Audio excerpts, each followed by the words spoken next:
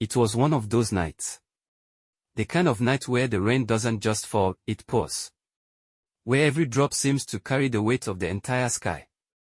Daniel sat slouched at the bus stop, water dripping from his hood.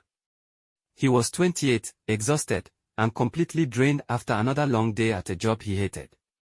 His phone was dead, the buses were delayed, and he felt like life was playing some cruel joke on him.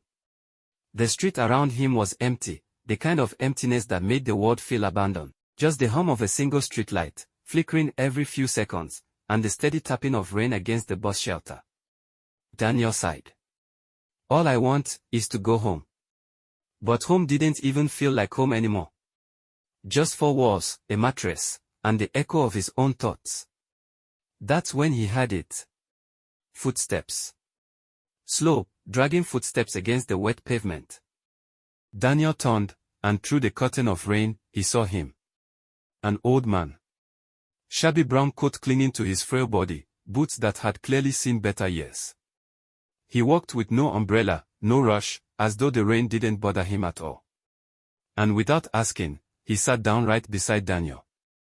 Now, Daniel wasn't afraid of people, but something about this stranger felt off. Like the air shifted the moment he sat down. The old man smiled faintly. Long day, he asked. Daniel gave a polite nod. Yeah, something like that. The man chuckled softly, his voice gravelly.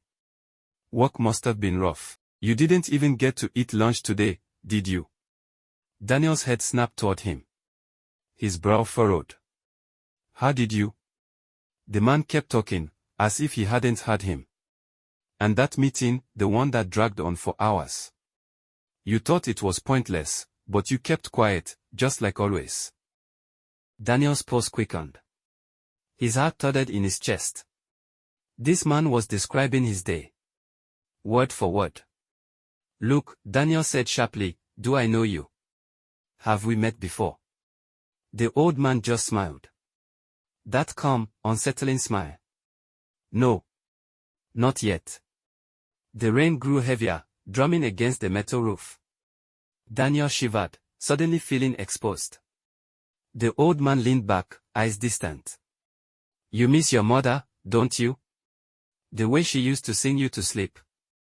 That lullaby. Daniel's stomach dropped. His mother had passed away years ago. And she had sung him to sleep every night with the same song, a song he hadn't told anyone about.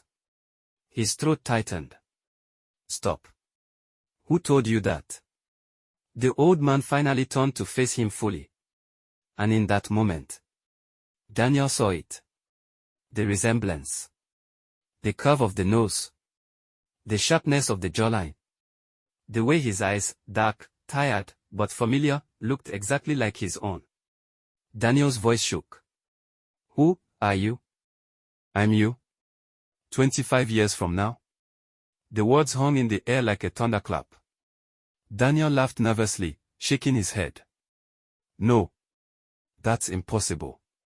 You're crazy. But even as he denied it, his gut twisted. The resemblance was undeniable. The old man leaned forward, his voice low but firm. I'm not here to scare you. I'm here to warn you. Daniel swallowed hard. Warn me. About what? The old man's eyes flickered toward the empty road, where faint headlights glowed in the distance. You're about to make a choice. Tonight. And it will decide everything. One bus is coming. If you take it, you live the life I've lived. A life of regret.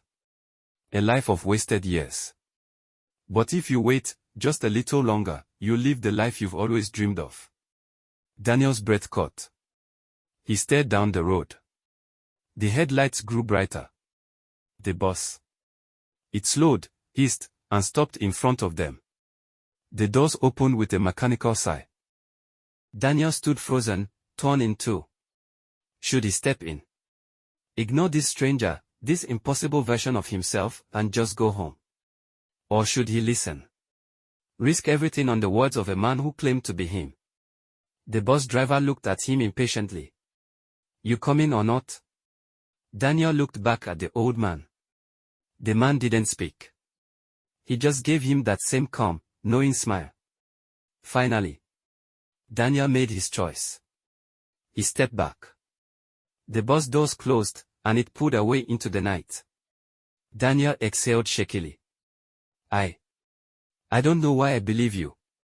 But I do. The old man smiled, relief washing over his face. Thank you, for saving me. And then, his body began to fade. Slowly, like mist dissolving into the rain. Daniel reached out, panicked. Wait. Don't go. But the man was gone. On the bench where he'd been sitting was a single object. A photo of Daniel as a child. Perfectly dry. Untouched by the rain. Daniel stared at it, heart pounding, as another bus pulled up moments later. He climbed aboard, gripping the photo tightly in his hand. As he sat by the window, the streetlight illuminated the empty bench. Silent. Lonely. As if the man had never been there at all. But Daniel knew. Sometimes, life gives you second chances. Sometimes, the choices we make don't just shape our future, they rewrite it. And that night, at a lonely bus stop in the rain, Daniel chose to change his story. Thanks for watching. Please like and subscribe to my channel for more stories like this.